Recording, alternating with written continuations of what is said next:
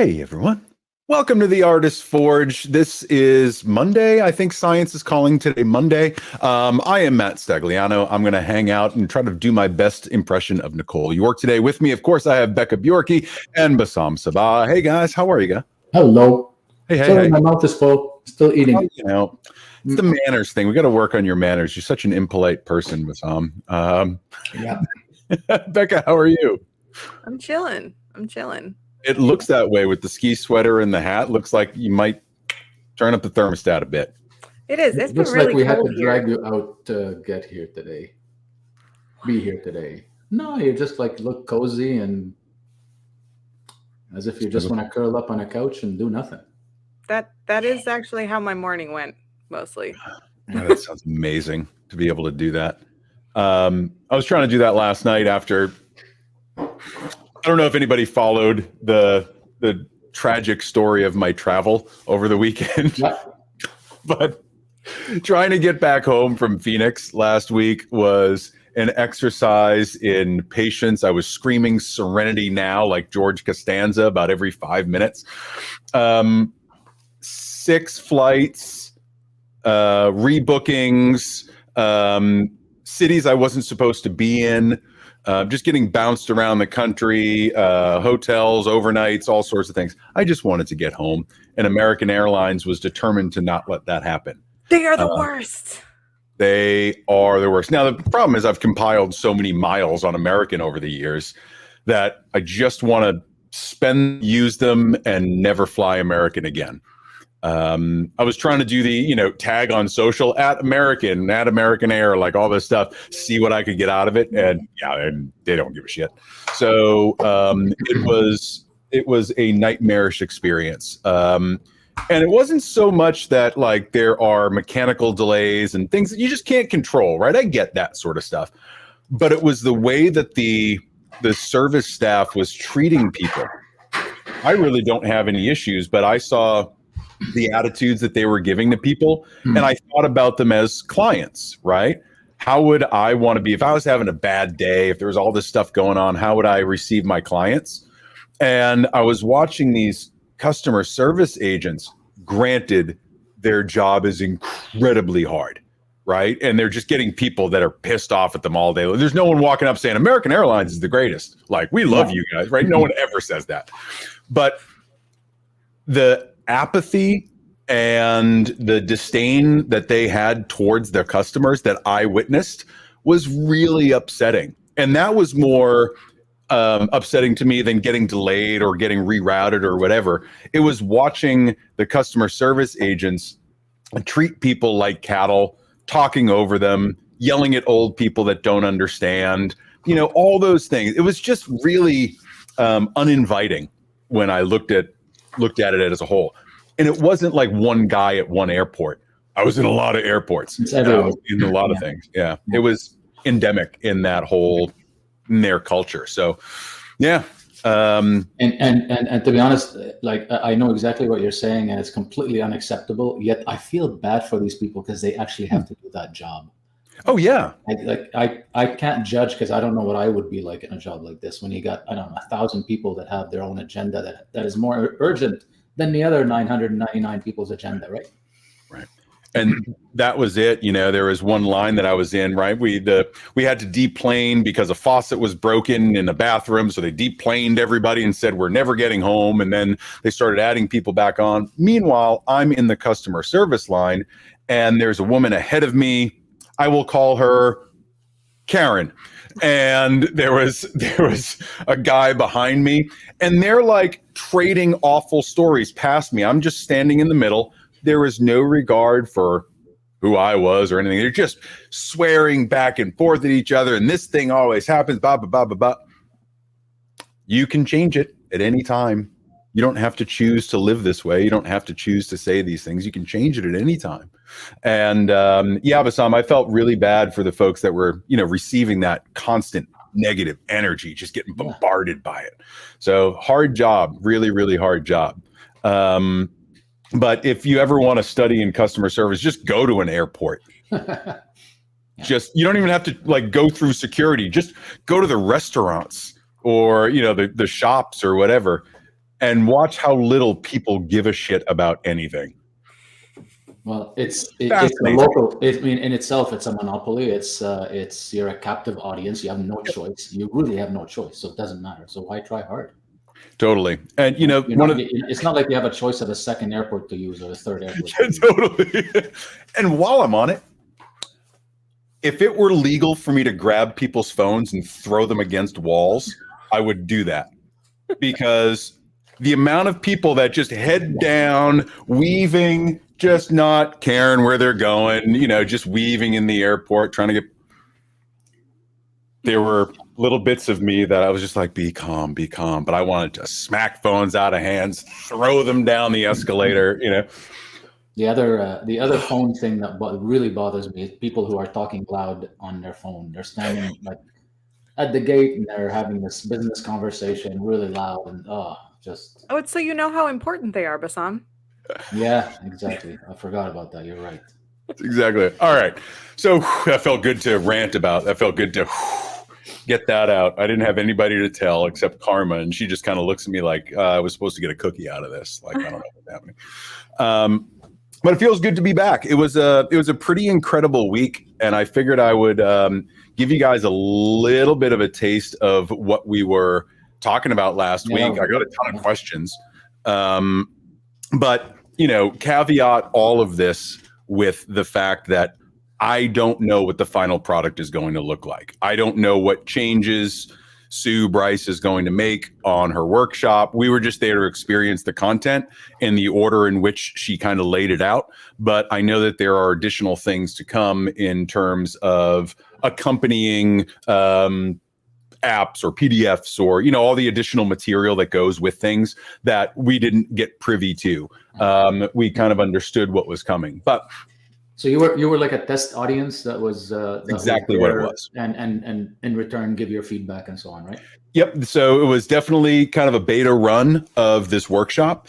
It was all being filmed, so I don't know if they'll be using those as the final videos or if they were a test run to see how things went. I was too focused on absorbing the material and writing notes and just being in the moment that I didn't care about what was coming next necessarily. It was just, let me hear what's being said, process that, and, you know, kind of see how I felt about it. So there were about 50 of us out there that she had invited.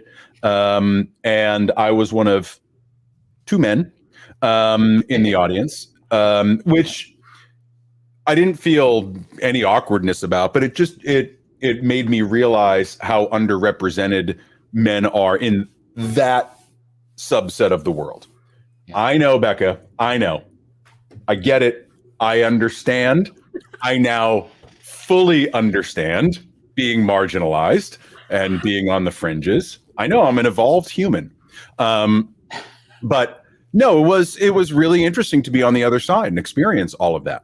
Not that there was anything being thrown my way, but just to feel that discomfort of being, you know, the only guy in the room, or, you know, one of two men in the room. Kevin was the other.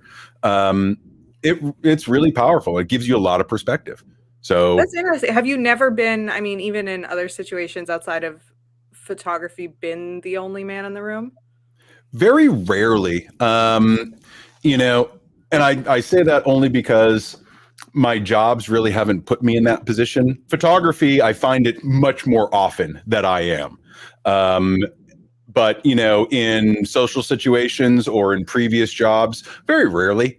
You know, there always tends to be, I can be in the minority for sure, but very rarely am I like the only or one of two out of that many. So proportionally, you know, it was just really interesting to observe this content, which, you know, was directed predominantly at women because that's Sue's audience. But it was applicable to both men and women. I just wish more men from our community were in there to hear it. So, because there's a lot of important stuff in there. Now, I say that as a man interpreting the information as a man, and we work differently, right? We're hardwired differently. We hear things differently. But it was really important because the concepts themselves of self-value and self-love were universal. It's just where are you in your journey? How are you applying them to yourself? That really made the difference in people's experience with it. Some people were just starting out. Some people were much more advanced. So the wonderful part about this is that it's all very individualistic.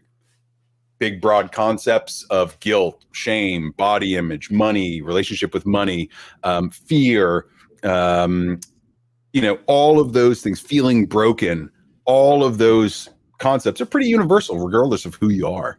But it was how you listened to it, how you internalized it, that really people were having different experiences. Some people were crying within 3 minutes. Some people were having these light bulb moments on day 2. So it was really just a great mix of people looking at it in a different way. It was really powerful. I took, we got notebooks, and I took just pages and pages and pages of notes, all of which are those one-liner, just like, I'm not broken, I just come with instructions. What a great way to say things, right? Just so that people understand that you're okay. You just, we need to learn to relate to each other. I think the overall focus that I got, without going into detail on every single module, because she gave basically 18 to 20 keynotes in the first day. All these power talks, all these, 20 to 30 minute power talks. And we had a long day of listening to all of this. It was, to distill it down as much as I could, you got to look in the mirror really, really hard. And that's the difficult part. Looking in the mirror, realizing that all the shit that annoys you about somebody else or makes you dislike them, take that hard look in the mirror, and you'll pretty much discover that a lot of that is residing somewhere in you unresolved. And so how do we apply that to your throwing people's wall at the phone, or phone at the wall desire? So really good point. So I think what you do is, the more that you can observe the thoughts and the emotions that are going on. Okay. Let me try to present the framework. In my therapy that I've done for years, my therapist had given me this visualization of you being a bus, and your primary self, your soul, is the main driver. But there are things like fear, anger, insecurity, right? That all kind of sit in the bus, and everybody takes turns driving at one point or another. Okay. So sometimes, like, that angry person sits at the wheel, or the sad person sits at the wheel. But what happens is, you let that person drive for too long, and you're creating these habits and these emotional patterns that you just wind up being sad more often than not. Well, you have the power to change that. So that was the visualization that I had going in about all these different parts of me. The visualization that Sue used is that there's basically you driving a car. Right in the passenger seat are your thoughts and emotions. And they're like little kids that are constantly just bickering and yelling things at you and trying to complain and telling you all these things. And I'm angry and I'm sad and you look like shit and all these things, right? And then in the back is fear. Fear is something that we have universally. It never goes away. It's ever present, but we don't have to let it in the front seat. It can just sit there in the back, and we can recognize that it's there, but it never really gets out. Self-hate is the thing that pops in with a bunch of hookers and cocaine and is just like, I'm here for the party. And self-hate is the one that you kick out of the car. You just do not let them in. Now, the more that you can listen to your thoughts and emotion and recognize fear and observe it, but stay true to your course, the closer you are to that peace and content and self-love, right? You become that observer of all the things that are going on inside you without letting them control you. I say this and it sounds, yeah, that's easy. Thoughts, emotions. Sure, I can separate myself from that. It ain't that easy. So when it comes to the question of, like, why I wanted to throw phones away, I was thinking about that. And what I saw in me is the feeling that I'm not being paid attention to, that I'm not worthy, right? So if someone's walking on their phone and I'm like, look out, mother, and I got to get by, I'm realizing that they're not giving me the attention that I want, right? So I look at that and I say, all right, well, what's at the root of that? And you go back and, if I observe that thought and I understand that that's the thing that's bugging me, that I'm not getting attention. Well, how do I find the root of that? Okay, how do I find the root of that? I think back. And there are some moments in my life where I wasn't getting the attention. It kind of defined me, and why I can get clingy and why I can be, too much is because I want that positive attention. Now, what I do with that is flip it around and just give myself more attention. Why do I need that from them? Why can't I give myself the attention that I want and just let that fall away? They're not affecting my life. They're not changing anything. I'm just getting angry for no reason. So for me, it really became at every moment that I was feeling something other than happiness or joy or presence, I'd start digging in. So for the past 4 or 5 days, it's been a lot of self-observation with that.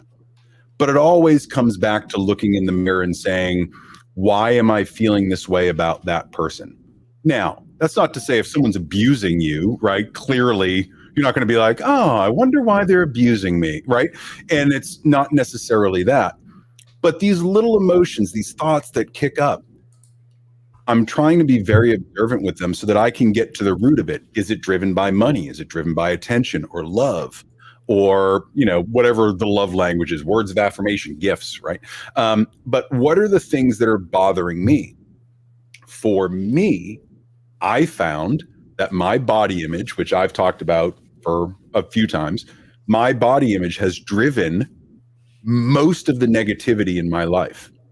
Not feeling good enough to be in a room, not wanting to be on video, not taking my shirt off at the beach, right? All these things because there's so much shame and embarrassment and self-hate associated with it, that it has ruled a lot of my life. I don't do things socially. I don't do things in relationships. I don't go places. I'm robbing myself of experience and joy because I feel like people are looking at my love handles. You know what I mean? And it's no way to live. So being able to look at yourself with kindness and gratitude, understanding that your body is the most loyal partner that you have. It's always there with you, right? It's always going to take you where you want to go. If you can honor that body, then you can unlock a lot of things. Understand that you're in a partnership with it rather than hating it and fighting against it all the time.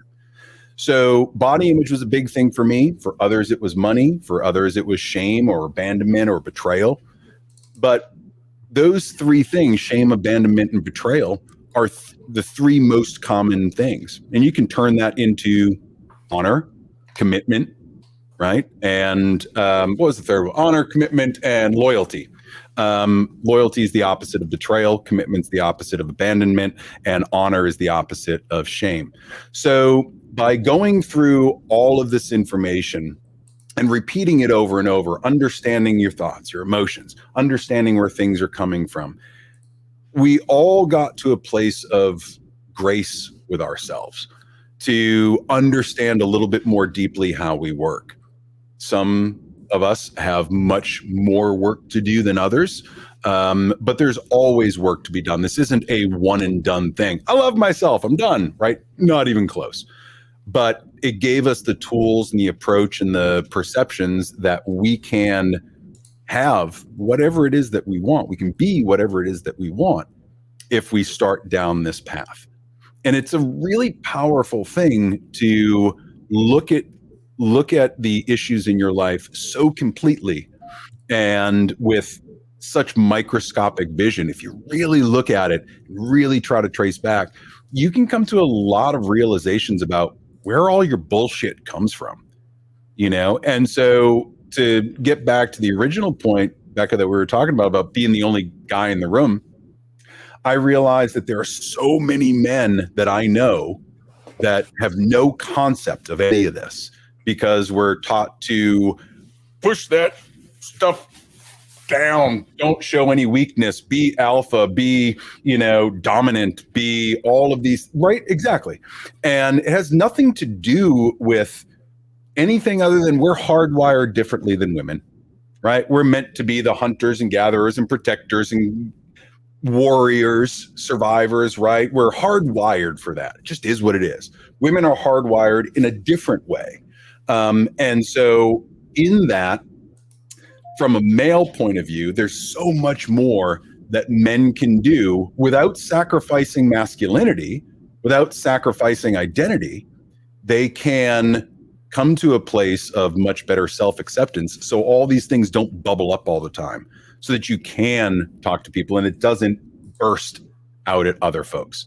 That makes sense. So I'm really hoping that I can distill a lot of this down from a male perspective and then be able to bring that out to some other guys as well. I've already had a few messages just from my Facebook posts about some guys wanting to hear more about it, which excites me, right? Because that means they're at least open to some of this stuff. And that makes me happy. So yeah. What do you guys think? What was the first thing you said?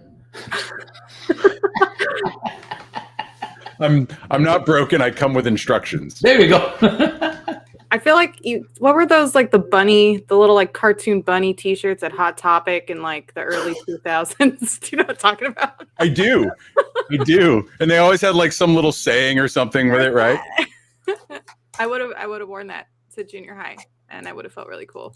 But I mean, I have so many potential directions in response to everything you just said. And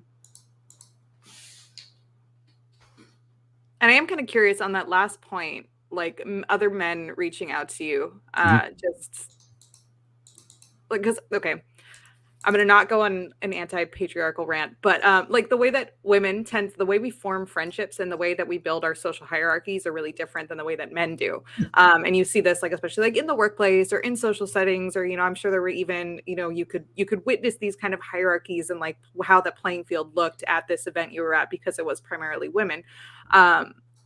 But with men, I mean, do you find like having those kind of conversations or introducing these, anti-toxic masculinity ideas to be difficult? Or is that something that you have previously done or even potentially been uncomfortable with doing prior?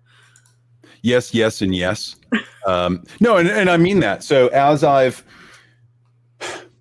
Matt of 8 or 10 years ago, I was not toxic in my masculinity because I've always been so insecure, but I had no idea how to really be a good person, be a good man.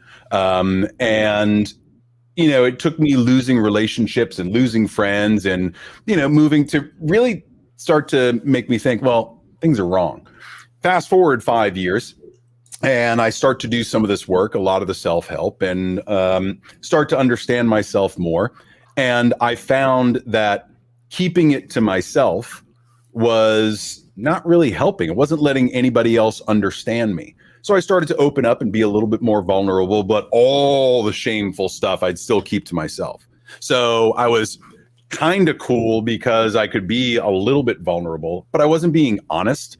And I really wasn't dealing with me, meaning I wasn't being fully open and fully transparent. Now, there are some things that are just private, and that's perfectly okay. I think now, especially within the last year, I've come to the realization that I don't give a shit what people think about me anymore. And there is so much liberation and freedom in that. Now, the thing that I battle is still body image, right? You still have insecurities. But what you think of me or what Bassam thinks of me or what my mom thinks of me doesn't change what I do on a daily basis. I just do me. There are some people that are going to like that, some people that don't. I really don't care. Now, in the circles that I used to travel in, this is a perfect example. So I used to be a firearms photographer. I was in the gun world quite a bit. And whatever people think about politically where you stand on that, I respect it. However, I used to hide that side of me because I didn't want to be labeled, you're a crazy gun guy, right? And with everything that goes on, the second that I mention anything, it invites conversation about something that has nothing to do with me, right? You're a gun photographer. Oh, so you support these school shootings? Like, how did you make that connection, right? And you think I haven't gotten that. It's exactly what I've gotten. So I tended to stay away from that. But then I realized I'm not being true to me. I'm not putting myself out there. So I'm allowing people to make these perceptions about me and these opinions about me, a lot of which I can't control, and I'm not trying to, but I need to be honest about who I am and what I've done. I'm really proud of the stuff that I've done. So, you know, even though that's a part of me that I'm no longer really connected to, what I found was in that industry, there's a lot of this alpha male, push these feelings down, don't talk about it, PTSD, you know, from things that have happened to them, and they have no outlet. They have no other men to talk to.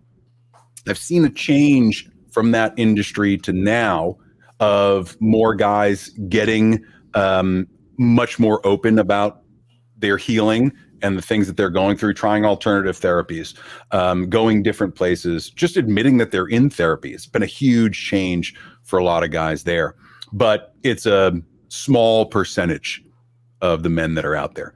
So I think, you know, as I've gotten older and I've done the necessary work, Becca, it's taken me a long time to get there. So this isn't something that happens overnight, but I think there is within us the capability to change who we are 100% and be the people that are good men, that are good partners, that are good supporters, right? We all have it in us. And the same thing goes on the female side as well. So it's been really interesting to have straddled both worlds and realize that the one I'm in now rules, right? Where you just don't have this oppressive feeling on your shoulders or have to feel like you have to be someone else so that people perceive you in a certain way. Just by being me, just by showing up every day. That's enough. That's plenty. No one else is living this life but me. So let me make it what I want, not live to hope that Becca likes me more or hope that Bassam likes me more, right? That's putting too much power into other people's hands. And instead of thinking about what they want, what is it that I want? What makes me happy? What brings me peace, right? So I think there's in that the shame part of that, not wanting to show up as weak or vulnerable or, you know, non-masculine, keeps us from actually just being the person that we're meant to be. So being able to release that shame has been a huge part of my own journey. For some people, it's abandonment. For some people, it's betrayal, right? Whatever it is. But for me, has always been shame. Has been probably the biggest thing, shame and abandonment. Yeah. Life pro tip, chicks dig vulnerability. Vulnerability, I can't talk. Word. They do. So it's interesting, you know, it's interesting you say that because the relationships that I've been in as I've gone through this have been an exact mirror of where I'm at.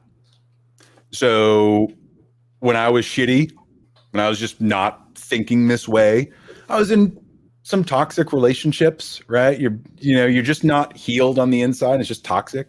Then in the middle, you're kind of getting there. So they last a little bit longer. There's a little bit more understanding, but you know, your issues are your issues and they're going to bubble up at some point until you heal them. Now I feel much more open and I kind of throw it all on the table.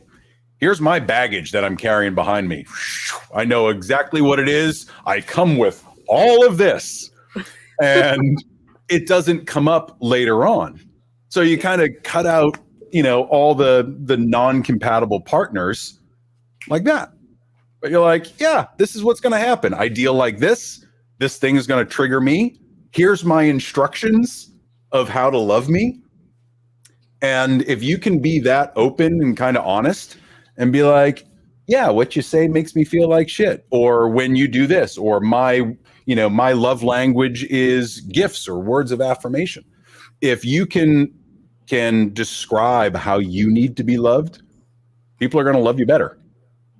Speaking of loving people, there's Nicole. Hey, Welcome to our therapy session with Matt. I know I missed the beginning. I'm really bummed out because I was excited to hear all of the things. There's a lot to come. This isn't the only time I'm going to talk about this. We're analyzing his toxic masculinity. Oh, okay. So join in. I thought I was having a good conversation with Becca, but apparently, no, it's interesting. It is interesting, and to dial it even back further, right? Like when so Matt had just been to this. I don't know, how would you describe your Bright test self-value workshop? Self-value workshop. Yep. Yeah, which sounds cool, and he took many notes and has a lot of developed feelings about things. However, he mentioned being the only man, aside from one other guy, in the room, and kind of having this different perspective on learning to navigate different spaces and like what it is as a woman to be like the only woman in the room. And to cycle back to that, so I have definitely in photography spaces been the only woman in the room, aside from like the models. And that has always come with, have you ever tried being in front of the camera instead of behind the camera? Or, you should really come over to my studio and let me shoot you and we can talk about photos, or whatever kind of fucking bullshit, pardon my French, that men feel is appropriate to talk to me about in professional working spaces, which I'm assuming you did not experience at this workshop. No, but I have experienced stuff like that before, right? So I've been at conferences and I'm always an attendee, right? I'm not an instructor. I'm not a guest or a speaker or anything like that. I'm always an attendee. And I've been at conferences where it is a primarily female audience and a minority of men. And I've been asked, like, hey, can we take your picture? Sure. You want to take your shirt off? No, I don't. Or you get the wolf whistle, or you get this and that.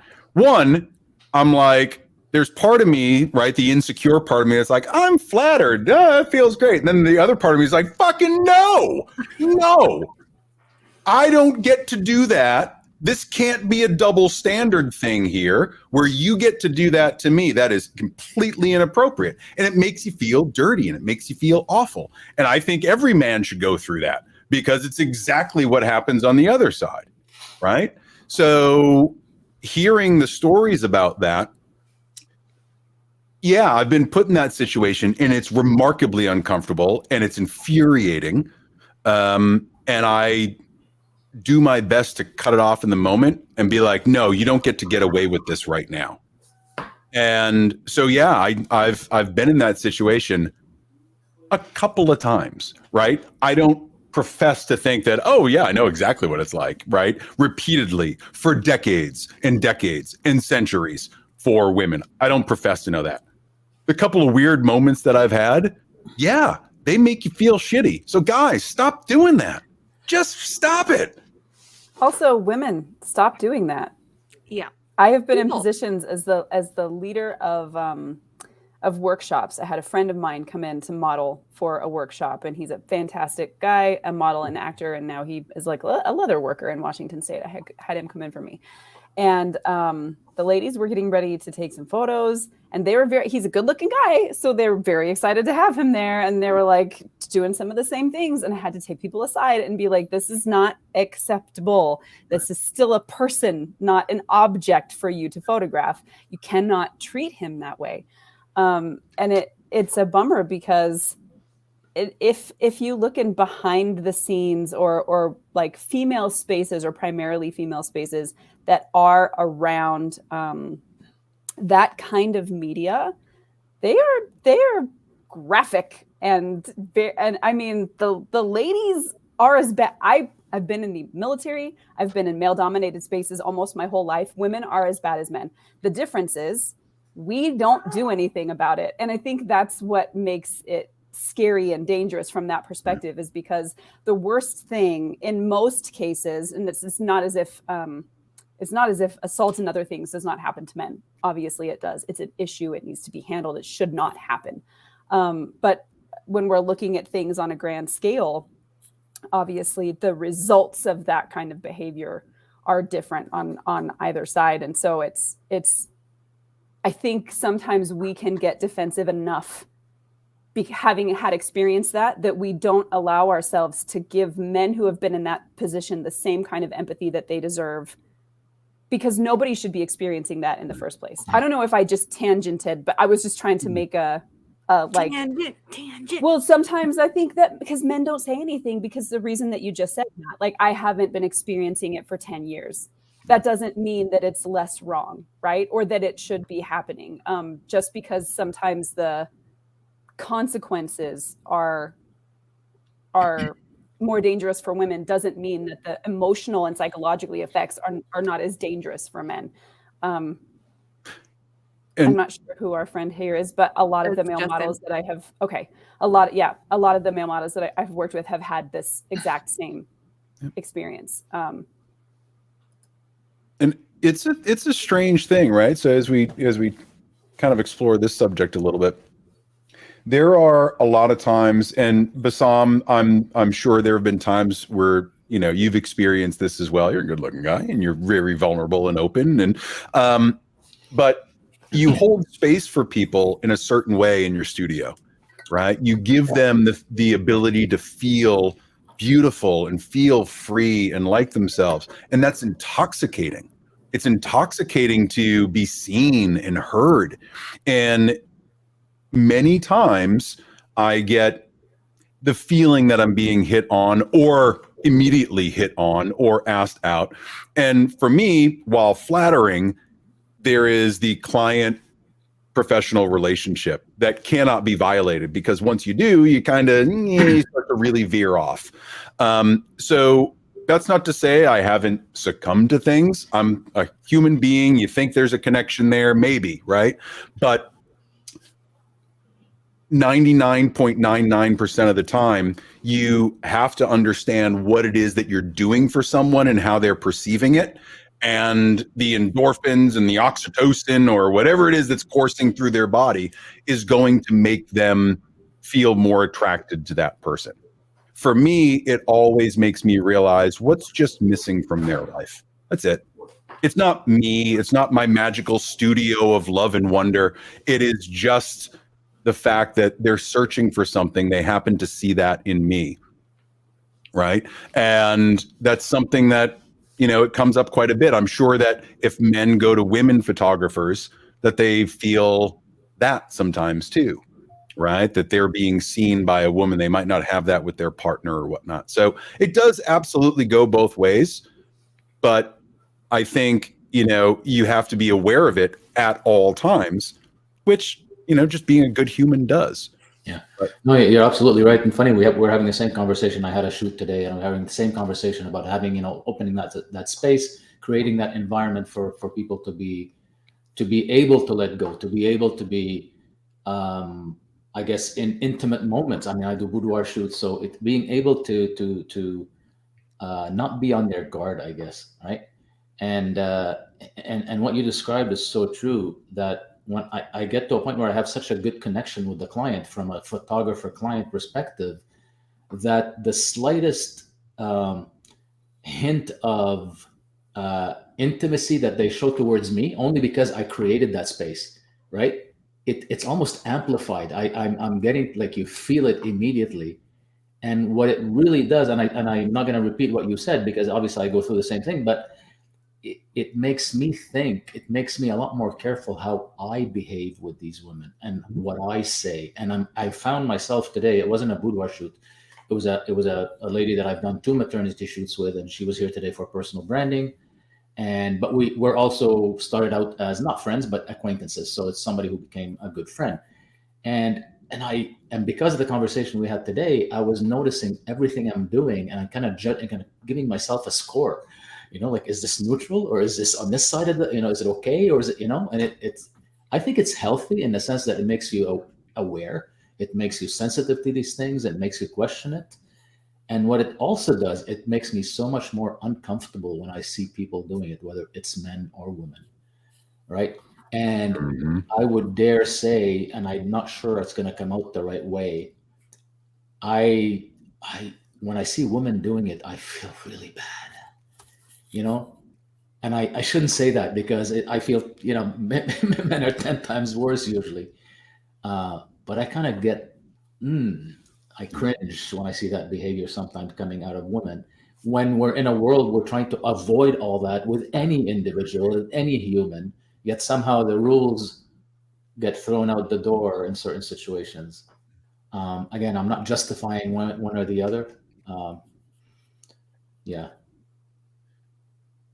It is what it is, right? And I think doing any level of self-exploration, understanding where you are mentally and physically, and the space that you're holding for people, the space that you hold for yourself, right? Where you hold yourself in that regard is absolutely going to be reflected out.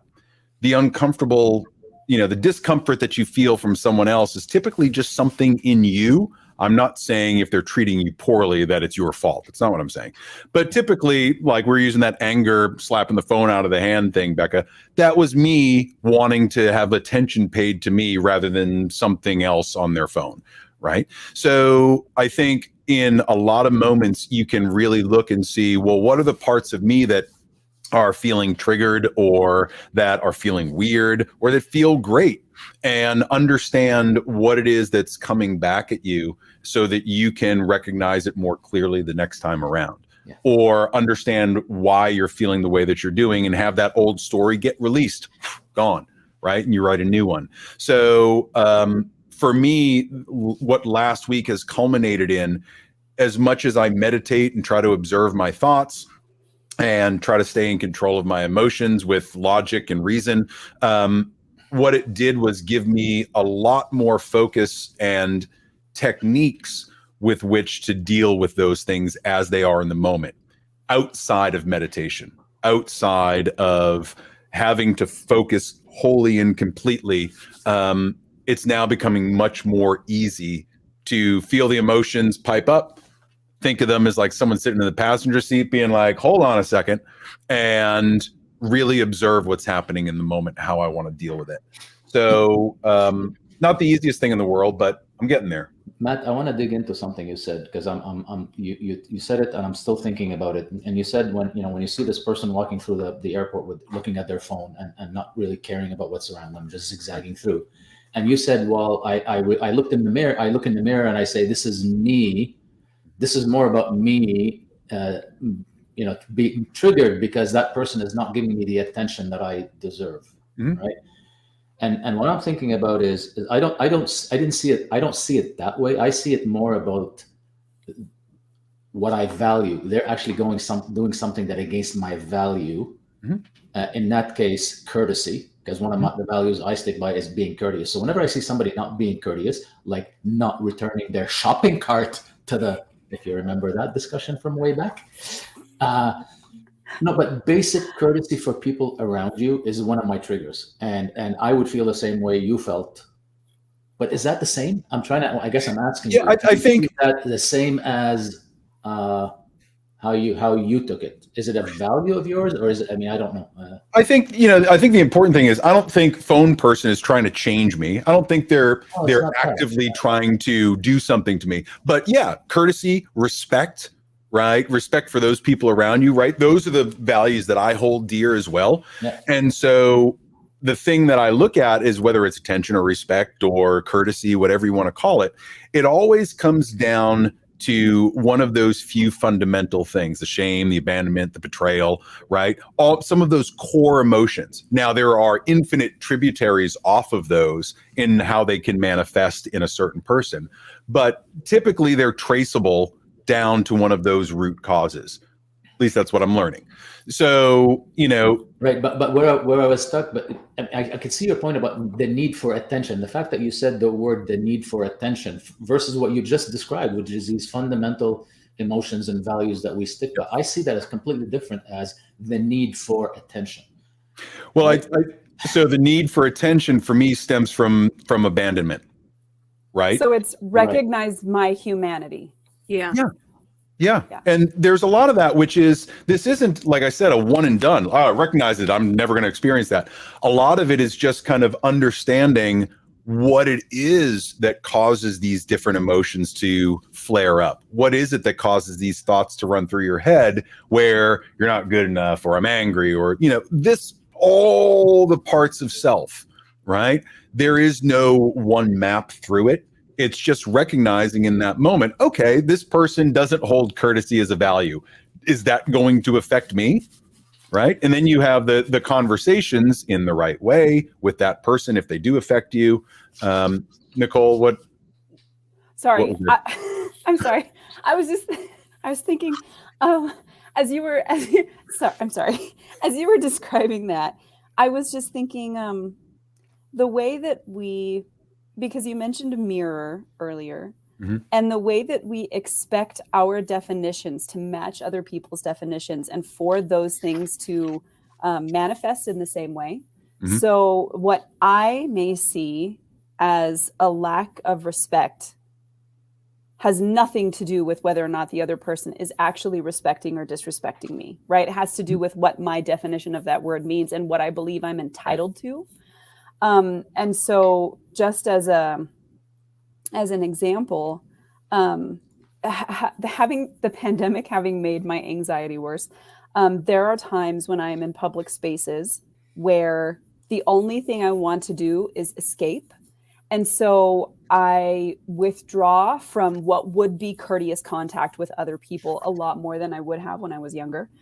And that is a self-protection mechanism and has nothing to do with whether or not I respect the people that are around me, right? It's almost panic mode.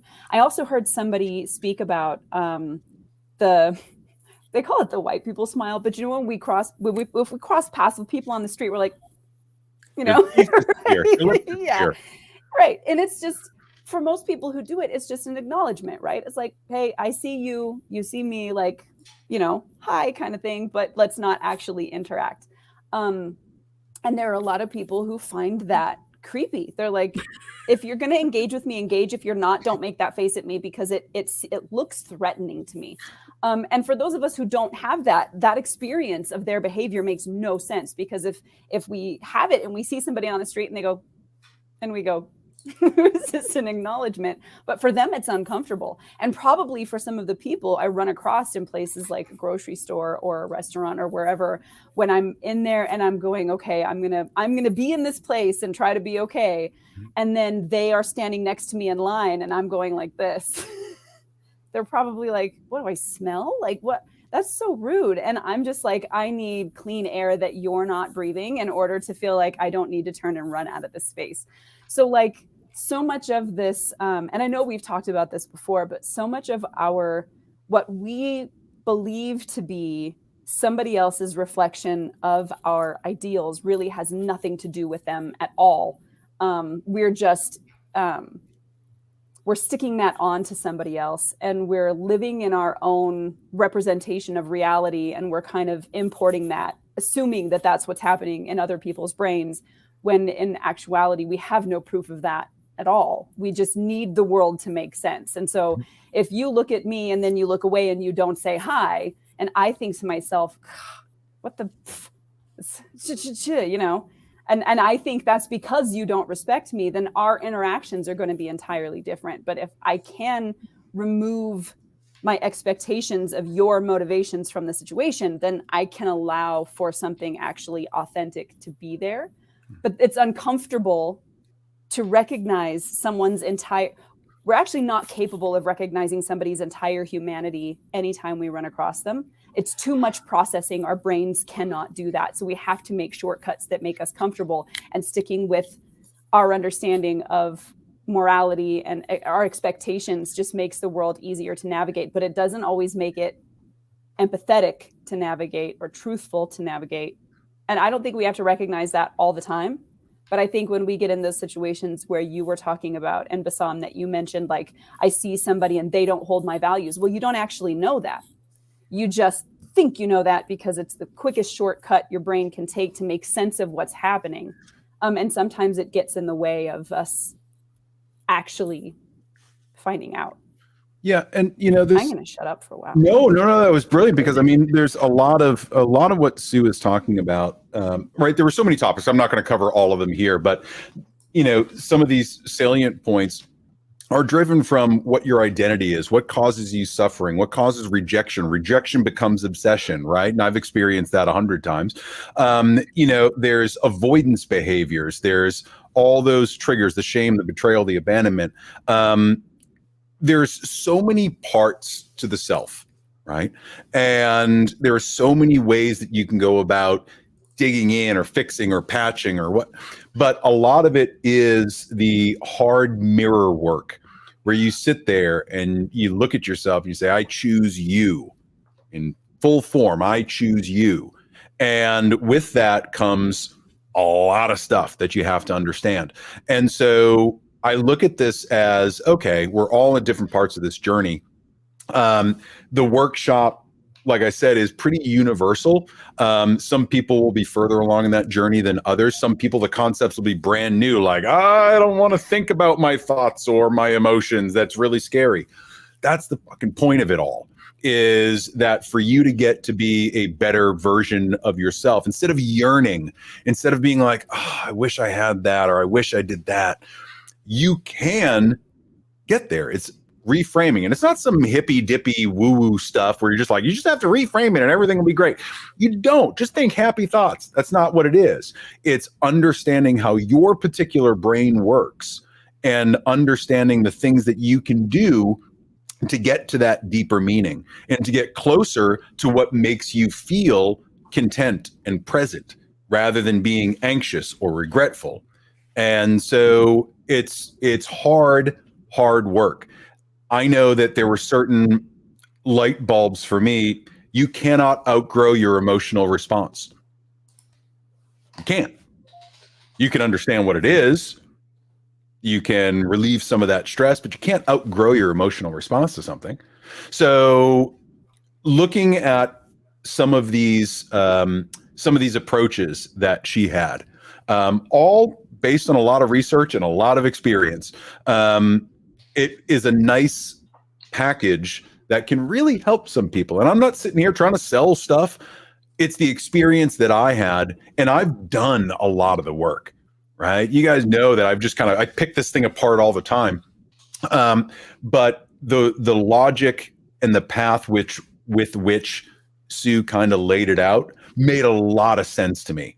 And it was very building block to it. So we didn't just like jump in and boom, here's your money issues. You have to understand where your identity is, where suffering is, where rejection comes from, all of those pieces before you can really even start to identify, oh, this belongs in that bucket, this belongs in that bucket, and then we'll subdivide that into smaller shot glasses, right? So it's really important that people at least think about approaching life this way. Not saying you have to, but the work itself, the notion of looking inwards and understanding that nobody has the full story of you and you have no idea what their story is. You start there and it makes things a lot easier. Oh, you're hurt on the inside. That's why you're being mean to me. Well, that's your shit. I'm not going to own that. Or I'm getting triggered because someone didn't put their shopping cart back. Okay. Well, maybe they were in a hurry and they were in a panic and they had to get their kid to the hospital.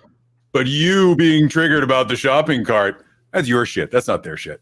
Right. So just looking at things like that way, we have no concept of what someone is going through. And that was what I wish I had learned 20 years ago, 30 years ago, instead of being so in my own self. Right. Having a little bit of compassion, a little bit of empathy, understanding that however someone's treating you is not necessarily your fault. It's a reflection of how they deal with themselves and their own emotions. Those were the big light bulb moments for me that just reinforced a lot, made me feel less singular. So it was a good week. I love how you have all of these, like you're explaining all of this deep stuff and with, it was a good week. Good week. So the interesting thing was, so day one, 57 minutes later, day one was all of these talks. Day two was deep diving into particular components of that, doing more of the application-based homework. Here's a real life application of what's affecting me. I asked about intimacy. Some people asked about family relationships. Some people asked about money or childhood trauma or all of those things. And it all came back to a lot of these core concepts. There's always a way to relate it back to the core concepts. And that I found kind of mind-blowing, that no matter what gets thrown out there, it almost universally came back to look at yourself. Where does that come from? Where does that come from? How does that make you feel? Like, and sometimes you don't come up with an answer right away, but that's why you keep thinking about it. That's why you keep writing things down, coming up with daily rituals to, really dig into it. So yeah, it was a good week. What's going on with you guys? I'm just a ball of anxiety. That's all. That's what's going on with me. Becca, what about you?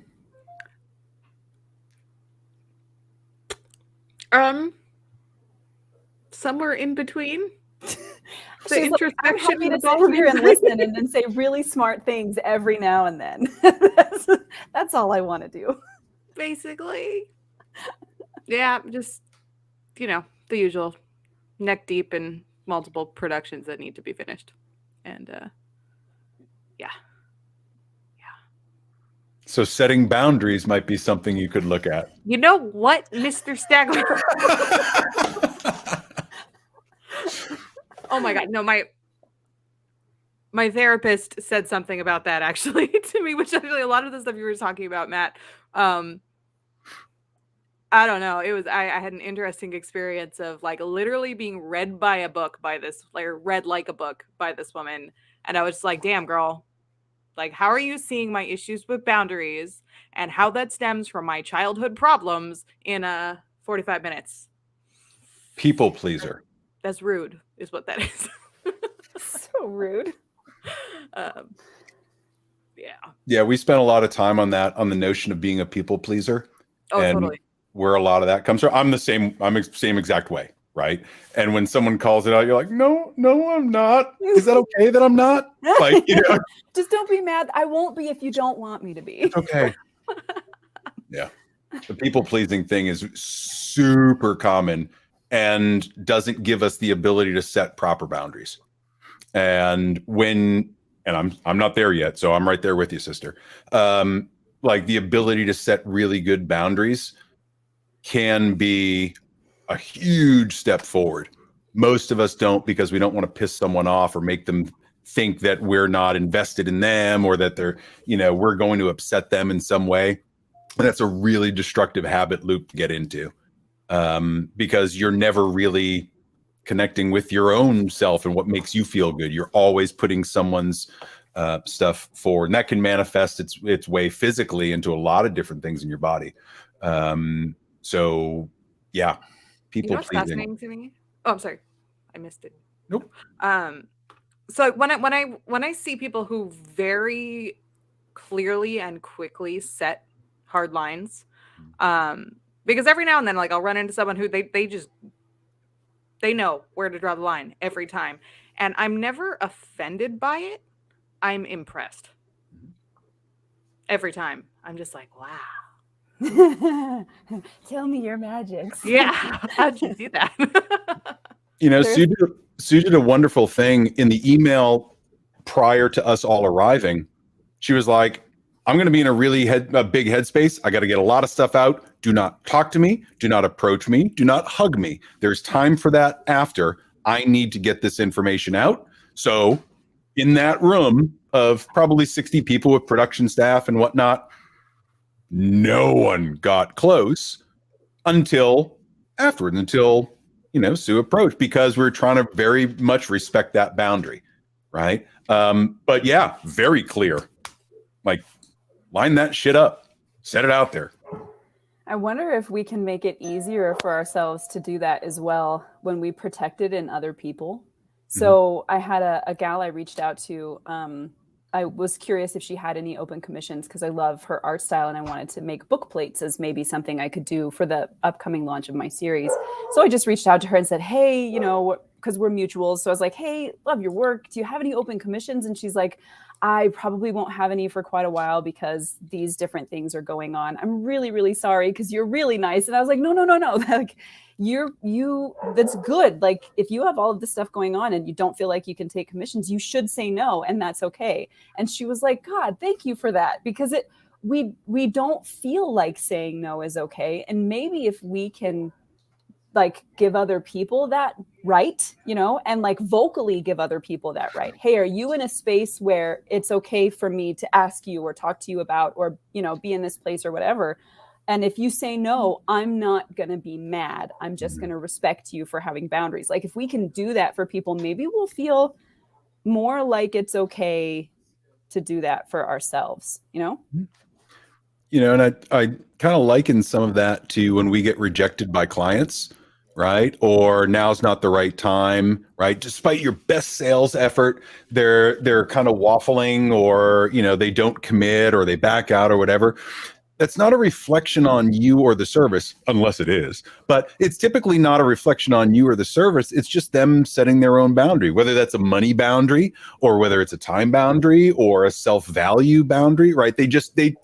Maybe they're doing something that is all about them and they need to do that. And it has nothing to do with you or your sales pitch or the products that you offer or anything like that. But we often so immediately turn to, well, this person's a, terrible client. No, not necessarily that. Why are you letting it affect you so much? There's 7 billion people on this planet, and you're going to let Karen from Main Street dictate how you feel about life? Get over yourself, right? So there's a little bit of that where you can just look at yourself and be like, okay, she's setting a boundary, whatever that is, and for whatever reason. But a lot of times, if we don't do that for ourselves, we devolve into places where we feel like we're out of control and we're constantly giving of ourselves to so many people. And that causes anxiety and stress and depression and all the things. Ask me how I know. And we expect, so our human social nature expects reciprocation. And if we don't have boundaries and we let people walk all over us, we do that because we want them to like us. We don't want to make them upset. We want our relationship to be intact. And so when other people don't reciprocate that way, when they don't let us or do things for us or whatever, when they aren't the same way, it's really easy to be like, well, they don't like me like I like them. And they don't care about me like I care about them, which is bullcrap. They just care about themselves enough to know they cannot be a good friend to you if they just let themselves splat all the time. But like, it's weird how we take our own, and when we don't get that reciprocation, we think that that's what's happening when it's not necessarily what's happening at all. Rejection is a bitch. Our brains are crazy. Yeah. All right. So I realize that we are 6 minutes past our hour, but I love this conversation. I talk about this stuff all day long. You did. Oh yeah, I did. Now I'm feeling very judged. I love you, Baton. I just appreciate the therapy without the bill, because Exactly. You're getting bills. That's my boundary. That's my line. Sending you QuickBooks invoices as we speak. But yeah, so I feel like I haven't talked to you guys in forever. Thanksgiving's our typical Thursday, right? Oh yeah, it's your Thanksgiving. Yeah, so it won't happen this Thursday. Yeah. Unless you want to hop on for all the non-Thanksgiving celebrators, Basan.